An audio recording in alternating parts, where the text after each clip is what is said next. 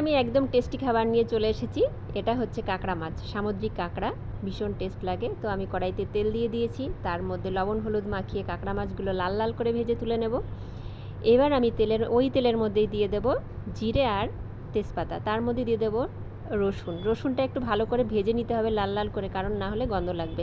তার মধ্যে আমি দিয়ে দিলাম পেঁয়াজ কুচি, আদা বাটা, কাঁচা লঙ্কা কুচি আর হচ্ছে টমেটো কুচি। একটুখানি জল দিয়ে ভালো করে ফ্রাই করে নেব। তারপর একটু ঢেকেও দিয়েছিলাম, কারণ তেলটা ভালো করে বেরোবে, কষা কষা হবে। আর তার মধ্যেও লবণ হলুদ পরিমাণ মতো দিয়ে দিয়েছি।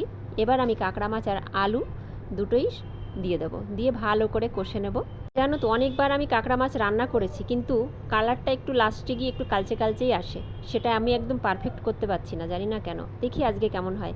তো আমি জল দিয়ে দিলাম, জল দিয়ে ভালো করে জাল দিচ্ছি। এবার আমি তার মধ্যে একটু ধনে পাতা ছড়িয়ে দিলাম, একটু ঢেকে দিলাম, ব্যাস কমপ্লিট হয়ে গেল।